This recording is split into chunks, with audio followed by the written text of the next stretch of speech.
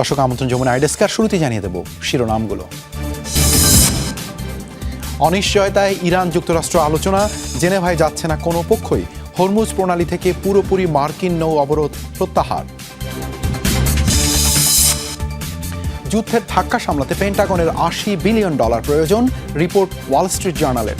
বিল পাশ না হলে অভিযানের অর্থ ফুরানোর শঙ্কা। নেটো মিত্রদের উপর ক্ষোভ উগরে দিল যুক্তরাষ্ট্র, জানালো জোটের একক ভার নিবে না, নিজ নিজ নিরাপত্তার দায়িত্ব নেয়ার আহ্বান।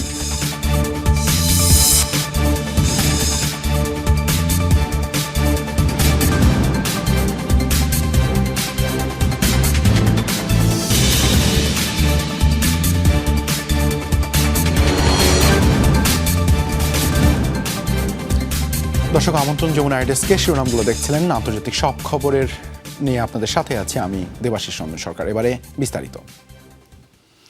চূড়ান্ত চুক্তি সইয়ের আগে অনিশ্চয়তায় পড়ল যুক্তরাষ্ট্র ইরান আলোচনা। জেনেভায় পূর্ব নির্ধারিত আনুষ্ঠানিকতা বাতিল করেছে উভয় পক্ষ। লেবাননে আগ্রাসন বন্ধ না হওয়ায় এই সিদ্ধান্ত নিয়েছে তেহরান। অন্যদিকে পরিকল্পনা চূড়ান্ত না হওয়ার কারণ দেখিয়ে সফর বাতিল করেছেন মার্কিন প্রেসিডেন্ট, ভাইস প্রেসিডেন্ট। একই সাথে কড়া বার্তা দিয়েছেন ইসরায়েলকেও। চলতি সপ্তাহে যুক্তরাষ্ট্র ও ইরানের মধ্যে সমঝোতা স্মারক সই হয়। যুক্তরাষ্ট্র ইরান চুক্তির অন্যতম গুরুত্বপূর্ণ ইস্যু ছিল লেবানন। দেশটিতে ইসরায়েলি হামলা বন্ধ না হওয়া পর্যন্ত কাগজে কলমে সই না করতে অনড় ছিল তেহরান। ট্রাম্প প্রশাসনের আশ্বাসে পরে তাতে রাজি হয় খামেনি প্রশাসন, কিন্তু লেবাননে থামেনি ইসরায়েলি আগ্রাসন। চুক্তির বাকি আনুষ্ঠানিকতার স্বার্থে শুক্রবার জেনেভায় বসার কথা ছিল মার্কিন ও ইরানি প্রতিনিধি দলের। লেবাননে তেল আবিবের হামলার জেরে সেই সফর বাতিল করে তেহরান। বিষয়টি জানানো হয় অপরপক্ষ ওয়াশিংটনকে। এদিকে ইরানের সাথে আলোচনার পরিকল্পনা চূড়ান্ত না হওয়ার কারণ দেখিয়ে সুইজারল্যান্ড যাচ্ছেন না মার্কিন ভাইস প্রেসিডেন্ট জেডি ভ্যান্সও। কারিগরি ব্যবস্থাপনা সহ খুঁটিনাটি খতিয়ে দেখা হচ্ছে বলে জানিয়েছে হোয়াইট হাউস। ফলে তেহরানের সাথে পরবর্তী দফার আলোচনার সময়সূচি নিয়ে তৈরি হয়েছে অনিশ্চয়তা। সুইজারল্যান্ডে আমাদের যাওয়ার পরিকল্পনা আছে, কিন্তু জানি না কখন। যেভাবে আলোচনাটি সাজানো হচ্ছে তাতে স্পষ্টতই রাজনৈতিক নেতৃত্ব জড়িত থাকবে, মানে মাঠ পর্যায়ে থাকা লোকজনই এই আলোচনা এগিয়ে নেবে। উচ্চ সমৃদ্ধ ইউরেনিয়াম কিভাবে ধ্বংস করা হবে, সমস্ত খুঁটিনাটি বিষয় আলোচনা হবে। যুক্তরাষ্ট্র ইরান আলোচনায় অনিশ্চয়তা তৈরিকারী আগ্রাসী ইসরায়েলকেও কড়া বার্তা দেন জেডি ভ্যান্স। নেতানিয়াহুর মন্ত্রিসভায় কিছু লোক আছে যারা প্রকাশ্যে এই চুক্তির সমালোচনা করেছেন এবং কিছু ক্ষেত্রে মার্কিন প্রেসিডেন্টকে ব্যক্তিগত আক্রমণ করেছেন। তাদের প্রতি আমার বার্তা, ডোনাল্ড ট্রাম্পই এই মুহূর্তে সমগ্র বিশ্বের একমাত্র রাষ্ট্রপ্রধান যিনি ইসরায়েলের প্রতি সহানুভূতিশীল। গত 3 মাসে আপনাদের মাতৃভূমিকে রক্ষা করা 2/3 অস্ত্রই আমেরিকানদের হাতে নির্মিত এবং আমেরিকান করদাতাদের টাকায় তৈরি। বৃহস্পতিবার যুক্তরাষ্ট্র ইরান সমঝোতা স্মারকে স্বাক্ষর করেন দুদেশের প্রেসিডেন্টরা। ভার্চুয়ালি স্বাক্ষরিত হওয়ায় কোনো দেশের কর্মকর্তারাই মুখোমুখি বসে আর চুক্তি সই করবেন না। তবে সুইজারল্যান্ডের জেনেভায় শুরু হওয়ার কথা ছিল চূড়ান্ত চুক্তির জন্য আলোচনা, যেখানে আলোচনা হবে তেহরানের পারমাণবিক কর্মসূচির ভবিষ্যৎ নিয়ে। 60 দিনের ওই আলোচনার শুরুর দিনে যোগ দেওয়ার কথা ছিল মার্কিন ভাইস প্রেসিডেন্টের। অনিক রহমান, যমুনা নিউজ। ইরানের ওপর থেকে নৌ অবরোধ পুরোপুরি তুলে নিয়েছে যুক্তরাষ্ট্র। মার্কিন ভাইস প্রেসিডেন্ট জেডি ভ্যান্স দিয়েছেন এই ঘোষণা। জানান ইরানের বন্দরমুখী জাহাজ চলাচলে আর কোনো বাধা নেই। একই সাথে সচল হয়েছে হরমুজ প্রণালীও। ইরানের সুপ্রিম ন্যাশনাল সিকিউরিটি কাউন্সিলের এক বিবৃতিতে বলা হয়, তেহরান ওয়াশিংটন সমঝোতা স্মারক অনুযায়ী হরমুজ প্রণালী দিয়ে জাহাজ পারাপারে দ্রুত অনুমোদনের ব্যবস্থা করবে দেশটির পারস্য উপসাগর প্রণালী কর্তৃপক্ষ। বিবৃতিতে আরও বলা হয়, ইসলামাবাদ সমঝোতা স্মারকের আওতায় পরিচালিত হবে মাইন অপসারণের কার্যক্রম। তবে জাহাজগুলোকে কর্তৃপক্ষ নির্ধারিত পথ ও সময়সূচি অনুসরণের পরামর্শ দেওয়া হয়েছে। এর আগে মার্কিন সেন্টকম জানায়, হরমুজ প্রণালীতে সামুদ্রিক নিরাপত্তা হুমকির মাত্রা কমিয়ে মধ্যম পর্যায়ে আনা হয়েছে।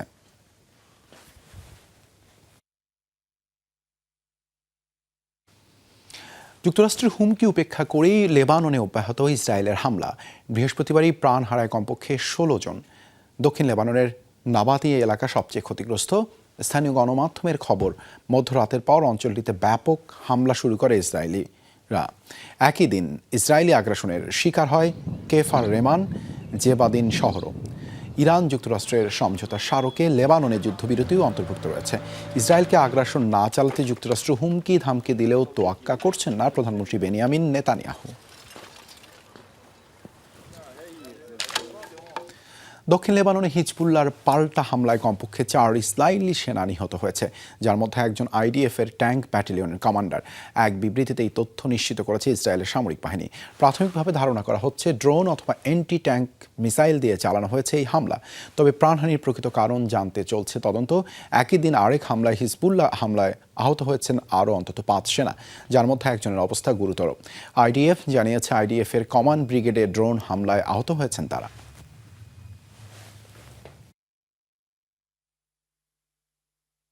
যুক্তরাষ্ট্র সমঝোতা স্মারক লঙ্ঘন করলে কোনোভাবে ছাড় দেবে না ইরান। আগের চেয়েও শক্ত আঘাত পেতে হবে তাদের, এমন হুঁশিয়ারি বার্তা দিয়েছেন ইরানের পার্লামেন্টের স্পিকার ও প্রধান আলোচক মোহাম্মদ বাঘের কালিবাফ। এক্স হ্যান্ডলে দেয়া পোস্টে বলেন, প্রতিপক্ষ যদি অসৎ উদ্দেশ্য প্রদর্শন, চুক্তি ভঙ্গ এবং অতিরিক্ত দাবি করলে শত্রুকে কঠোর ও বিধ্বংসী জবাব দিতে দ্বিধা করবে না তেহরান। আরও বলেন, যুদ্ধের সময় তারা একবার কঠিন আঘাত পেয়েছিল, আবার সেই পথ বেছে নিলে আরও কঠোর আঘাতের মুখোমুখি হবে। কালিবাফ জানান, চুক্তির শর্ত কার্যকরের বিষয়ে তদারকিতে সর্বোচ্চ নেতার নির্দেশ মেনে চলবে তেহরান। যুক্তরাষ্ট্রের সাথে হওয়া সমঝোতাকে ইরানের বিজয় আখ্যা দিয়েছে হিজবুল্লাহ। এক সাক্ষাৎকারে এতে লেবাননকে অন্তর্ভুক্ত করার জন্য ইরানের প্রচেষ্টার প্রশংসা করেন গোষ্ঠীটির সিনিয়র আইন প্রণেতা হাসান ফাদলাল্লাহ। এই সমঝোতা স্মারকটি ইরানের জন্য প্রকৃত বিজয়। যারা বাস্তবতা অস্বীকার করছে তারা ন্যায্যতা ও সততার দৃষ্টিতে এটি পর্যালোচনা করছে না। এমনকি ইসরায়েলের মধ্যেও এই সমঝোতা স্মারক নিয়ে তীব্র প্রতিক্রিয়া দেখা যাচ্ছে। এতে সব পক্ষকে, বিশেষ করে লেবাননকে অন্তর্ভুক্ত করার জন্য ইরানের পক্ষ থেকে চাপ প্রয়োগ করা হয়েছে। ইরান যুদ্ধ অন্যান্য ব্যয়ের ধাক্কা সামলাতে অন্তত $80 বিলিয়ন প্রয়োজন মার্কিন প্রতিরক্ষা মন্ত্রণালয়ের। এরই মধ্যে কংগ্রেসের আইন প্রণেতাদের জানিয়েছেন মার্কিন উপপ্রতিরক্ষা মন্ত্রী স্টিফেন ফেইনবার্গ। ঘটনার সাথে সম্পৃক্ত সূত্রের বরাতে এই তথ্য প্রকাশ করেছে ওয়াল স্ট্রিট জার্নাল। জানিয়েছে, কংগ্রেসের নতুন প্রতিরক্ষা ব্যয় বিল পাশ না হলে গ্রীষ্মের মধ্যে অভিযান পরিচালনার অর্থ ফুরিয়ে যাবে বলে আশঙ্কা করছে পেন্টাগন। ইরানের বিরুদ্ধে ইতিহাসের অন্যতম এক ব্যয়বহুল যুদ্ধে লিপ্ত হয়েছিল যুক্তরাষ্ট্র। হামলা চালাতে ও পাল্টা হামলা ঠেকাতে কারি অর্থ খরচ হয়েছে দেশটির।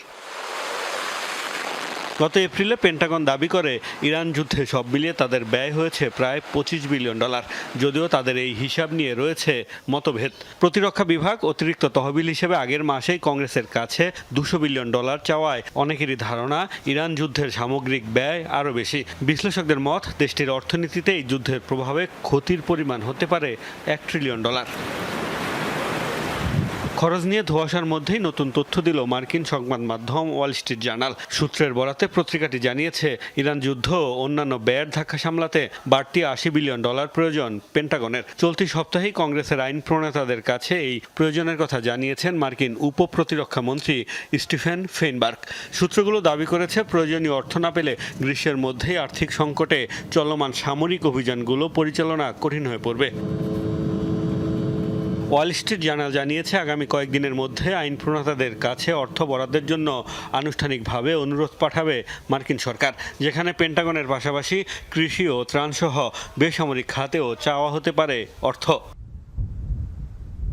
2026 অর্থ বছরে মার্কিন প্রতিরক্ষা বিভাগের বাজেট প্রায় $1 ট্রিলিয়ন।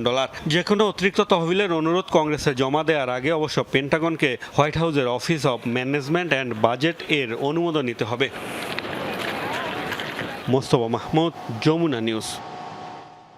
মান্ধাতার আমলের ফাইটার জেট দিয়ে কুয়েতের মার্কিন ঘাঁটিতে সফল অভিযান চালিয়েছিল ইরানের বিমান বাহিনী। পাইলটদের দক্ষতায় ফাঁকি দিয়েছিল অত্যাধুনিক আকাশ প্রতিরক্ষা ব্যবস্থা। কুয়েতের মার্কিন ঘাঁটিতে ইরানের হামলার বিবরণ প্রকাশের পর জানা গেছে এসব তথ্য। পাইলটরা জানান, ভূপৃষ্ঠের খুব কাছ দিয়ে উড়ে পরিচালনা করা হয় ওই অভিযান।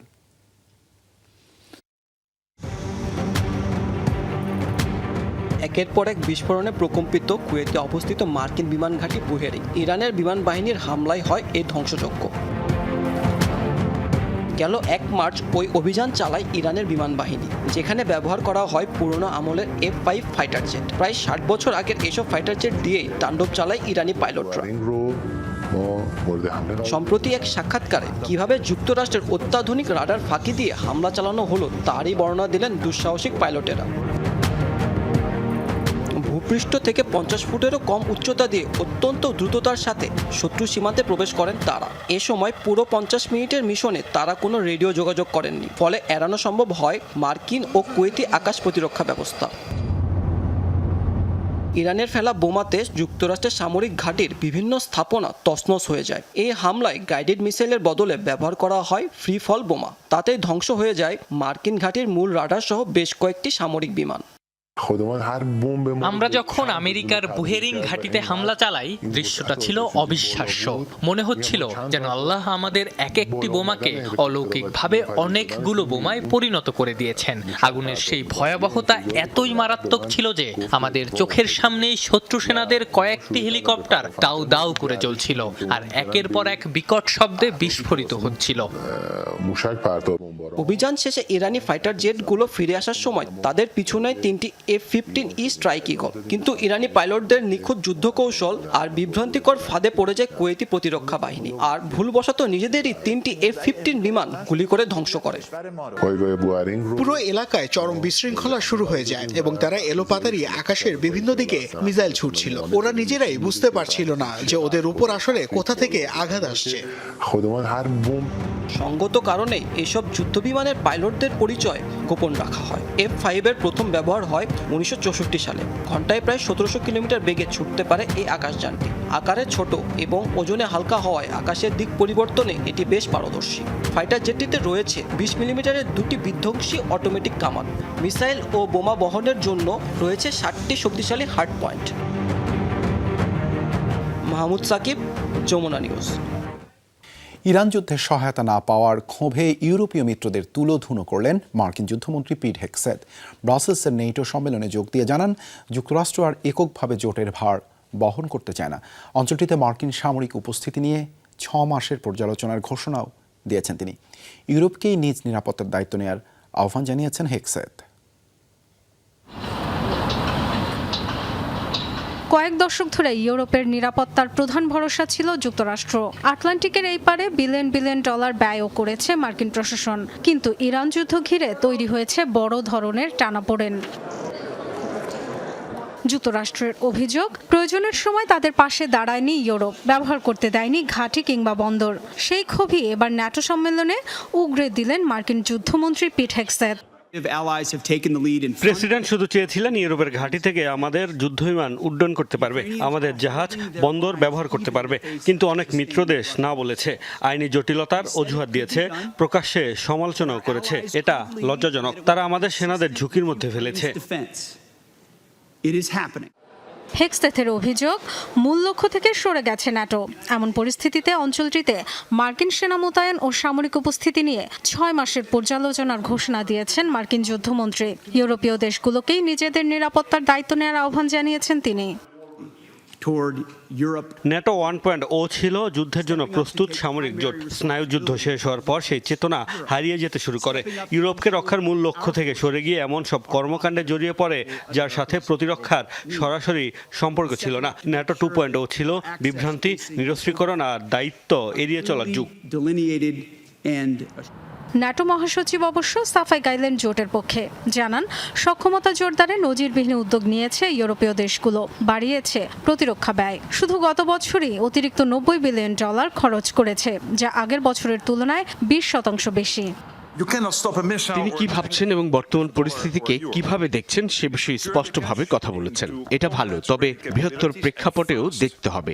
জোটের সদস্যরা প্রতিরক্ষায় বিপুল বিনিয়োগ করছে। ন্যাটো বর্তমানে তার ইতিহাসের সবচেয়ে বড় রূপান্তরের মধ্য দিয়ে যাচ্ছে, যাকে ন্যাটো 3.0 বলছে। বিশ্লেষকরা মনে করছেন, ইউরোপের নিরাপত্তায় ভূমিকা কমিয়ে চীনকে মোকাবিলায় এখন ইন্দো প্রশান্ত মহাসাগরীয় অঞ্চলের দিকে বেশি মনোযোগ দিতে চায় যুক্তরাষ্ট্র, যা দ্বিতীয় বিশ্বযুদ্ধ পরবর্তী নিরাপত্তা কাঠামোয় আনতে পারে বড় পরিবর্তন। ডরোথি তাস্ট্রিন, যমুনা নিউজ।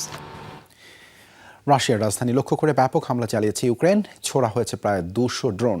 সরাসরি আঘাত এনেছে রাজধানীর দক্ষিণ পূর্বাঞ্চলীয় কাপোতনিয়াতে তেল পরিশোধনাগারে। বিস্ফোরণে উড়ে যায় স্থাপনাটির একটি ট্যাঙ্কের একাংশ। এতে বড় ধরনের আগুনের সূত্রপাত ঘটে শোধনাগারটিতে। হামলার জেরে অঞ্চলটিতে বিষাক্ত কালো তেল, বৃষ্টিপাতেরও খবর মিলেছে। এছাড়াও মস্কোর একাধিক আবাসিক ভবনেও আঘাত এনেছে ইউক্রেনীয় ড্রোন। গেল 24 ঘন্টায় ইউক্রেনের ছোড়া 1000-এরও বেশি ড্রোন ও অন্তত 4টি ক্রুজ মিসাইল ভূপাতিতের দাবি করেছে রুশ প্রতিরক্ষা মন্ত্রণালয়। মাদক পাচারের অভিযোগে আবারও পূর্ব প্রশান্ত মহাসাগরে একটি নৌযানে হামলা চালিয়েছে যুক্তরাষ্ট্র। প্রাণ গেছে অন্তত 3 জনের। বৃহস্পতিবার সোশ্যাল হ্যান্ডেল এক্সে দেয়া এক পোস্টে বিষয়টি নিশ্চিত করে মার্কিন সাউদার্ন কমান্ড। অভিযানে মার্কিন সামরিক বাহিনীর কোনো ক্ষতি হয়নি বলে জানানো হয় এতে, তবে নিহতদের বিষয়ে বিস্তারিত কিছু জানা যায়নি। গেল কয়েক মাস ধরেই প্রশান্ত মহাসাগর ও ক্যারিবীয় অঞ্চলে মাদক পাচারের অভিযোগে একাধিক নৌযানে হামলা চালিয়ে যাচ্ছে মার্কিন বাহিনী। হিউম্যান রাইটস ওয়াচ ও অ্যামনেস্টি ইন্টারন্যাশনালের মতো মানবাধিকার সংস্থাগুলো এই হামলাগুলোকে অবৈধ ও বিচার বহির্ভূত বলে আখ্যা দিয়েছে। নিউ ইয়র্কের বিখ্যাত টাইমস স্কয়ারে গোলাগুলির ঘটনা ঘটেছে। ভয়ে দিক বিদিক ছুটে পালানো আতঙ্কিত জনতা। রোমহর্ষক মুহূর্তটি ধরা পড়েছে বিভিন্ন ক্যামেরায়। বৃহস্পতিবার স্থানীয় সময় বিকেল 3:40 দিকে এই ঘটনা ঘটে। গুলির শব্দ পাওয়া মাত্রই টাইমস স্কয়ারে থাকা পথচারীরা আতঙ্কিত হয়ে ছুটতে শুরু করেন। গুলিবর্ষণের পরপরই সন্দেহভাজন ব্যক্তিকে ধাওয়া করে নিরাপত্তা বাহিনীর সদস্যরা। এই ঘটনায় আহত হয়ে একজন হাসপাতালে চিকিৎসাধীন, তবে বিস্তারিত কোনো তথ্য দেয়া হয়নি। ঘটনার কিছুক্ষণ আগে NBA চ্যাম্পিয়ন নিউ ইয়র্ক নিক্সের বিজয় উদযাপনে আয়োজিত প্যারেডে সড়কগুলোতে ব্যাপক জনসমাগম হয়েছিল। অনুষ্ঠান ঘিরে অবস্থান নেয় প্রায় 10,000 পুলিশ সদস্য। এছাড়াও বিশ্বকাপ উপলক্ষে টাইমস স্কয়ারে স্বাভাবিকের চেয়ে বেশি দর্শনার্থী ছিল। উত্তর ইংল্যান্ডের মেকারফিল্ড আসনের উপনির্বাচনে বড় ব্যবধানে জয়ী হয়েছেন লেবার পার্টির প্রভাবশালী নেতা ও গ্রেটার ম্যানচেস্টারের মেয়র অ্যান্ডি বার্নহাম। এ জয়ের ফলে লেবার পার্টি ও যুক্তরাজ্যের নেতৃত্বের জন্য প্রধানমন্ত্রী কেইর স্টারমারকে চ্যালেঞ্জের পথ আরও সুগম হলো অ্যান্ডি বার্নহামের জন্য। নির্বাচনে নিকটতম প্রতিদ্বন্দ্বী রিফর্ম ইউকে পার্টির রবার্ট কেনিয়নকে 9,000-এরও বেশি ভোটের ব্যবধানে হারান তিনি। পেয়েছেন 54.80% ভোট। প্রধানমন্ত্রীত্বের দৌড়ে নামতে হাউস অফ কমন্সের যে আসনটি তার দরকার ছিল তা এই জয়ের মাধ্যমে নিশ্চিত হলো। কেননা নিয়ম অনুযায়ী এতদিন মেয়র পদে থাকায় এবং পার্লামেন্ট সদস্য না হওয়ায় লেবার পার্টির নেতৃত্বকে চ্যালেঞ্জ জানাতে পারেনি বার্নহাম। ফলে গেল মাসে মেকারফিল্ড আসনের এমপি জশ সিমন্স পদত্যাগ করে অ্যান্ডি বার্নহামকে উপনির্বাচনে অংশগ্রহণের সুযোগ করে দেন।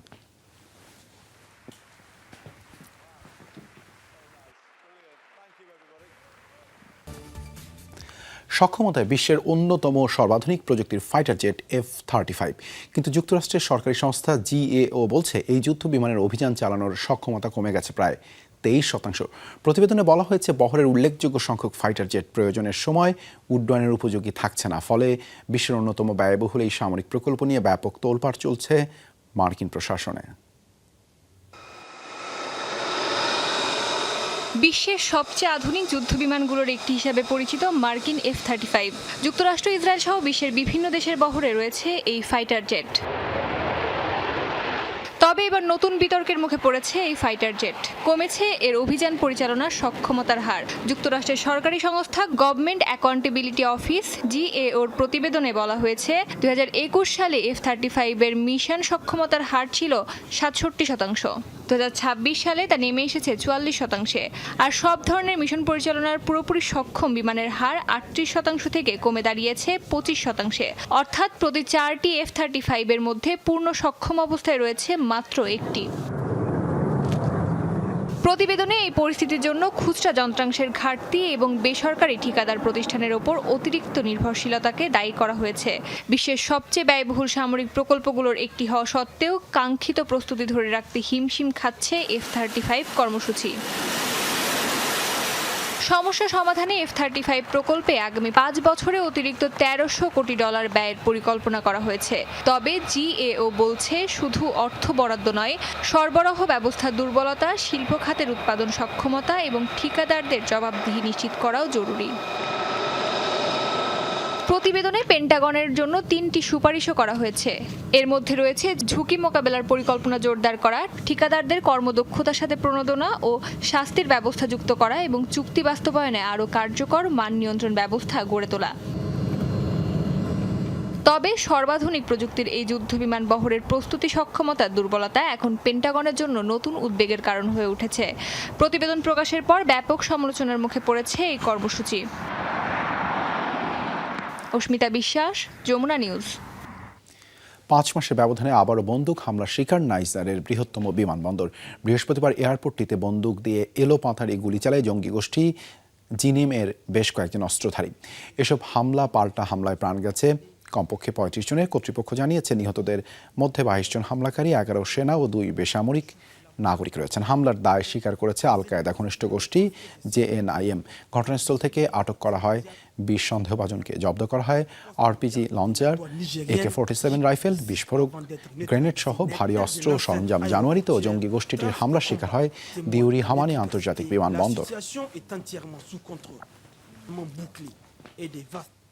জাপানের টোকিওর একটি 4তলা প্রাইমারি স্কুলে অগ্নিকাণ্ডের ঘটনা ঘটেছে। ভবনটি থেকে উদ্ধার করা হয়েছে প্রায় 300 শিক্ষার্থী ও শিক্ষককে। এখন পর্যন্ত কোনো হতাহতের খবর পাওয়া যায়নি। শুক্রবার স্থানীয় সময় সকালে স্কুল ভবনের সবচেয়ে উপরতলার একটি মিউজিক রুমের পাশ থেকে আগুনের সূত্রপাত হয়। খবর পেয়ে দ্রুত ঘটনাস্থলে যায় ফায়ার সার্ভিস ও উদ্ধারকারী দলের সদস্যরা।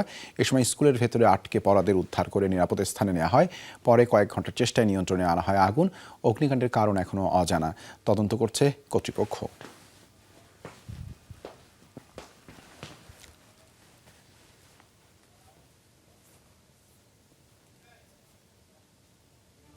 দর্শক, যমুনা আই ডেস্ক এ পর্যন্ত। এতক্ষণ সাথে থাকার জন্য ধন্যবাদ সবাইকে।